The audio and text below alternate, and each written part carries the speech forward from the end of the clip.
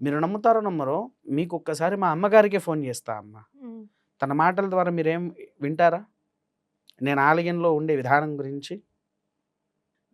మౌనిక గారు నిన్నేదో అడుగుతారంట. ఒక్కసారి యాంకర్ గారితో మాట్లాడు.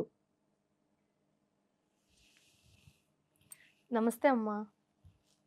నమస్కారం అమ్మ. చెప్తాం. గట్టిగా హ్మ్. మాట్లాడు.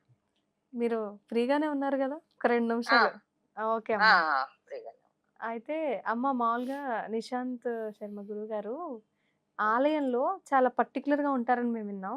ఇప్పుడు హ్మ్. గుడిలో ఆయన ఎలా ఉంటారు? స్ట్రిక్ట్‌గా రూల్స్ ఫాలో చేస్తారని మేము విన్నాం. ఒకసారి మీ మాటల్లో విందాం అని ఒకసారి. అవునవును. కరెక్టే. ఎవరిని పంచె కట్టుకొని గుడికి పంచె రావాలని. కట్టుకొనే గుళ్ళోకి రావాలి. హ్మ్. షర్ట్ వేసుకోకూడదు. బనియన్ గూడా వాడి హ్మ్. కొడుకును వాళ్ళ అన్నయ్య కొడుకు ఎంత చిన్న పిల్లలు హ్మ్. చూస్తే అసలు హ్మ్. అంత పిల్లల్ని గూడా వాడు అలౌడ్ చేయడు. ఓకే. ఇంగ ఆడవాళ్ళనైతే డ్రెస్ మీద రాకూడదు. హ్మ్.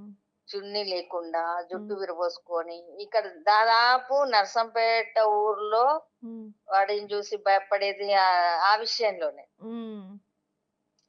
చిన్న, పెద్ద లేదు ఇంకా ఫటాఫట్ అనేస్తాడు. ఇంకా ఇప్పుడు చాలా శాంతంగా ఉంటున్నాడు కానీ ఫస్ట్‌లోనైతే హ్మ్. ఆహ్, గట్టిగా అరిచేయడమే ఇగ వాళ్ళ హ్మ్. మీదకి వాళ్ళేమనుకుంటారనేది లేకుండా గట్టిగా అరిచేస్తుండే. హ్మ్. హ్మ్. ఆ భయానికి జనాలు జడుసుకునేవాళ్ళు.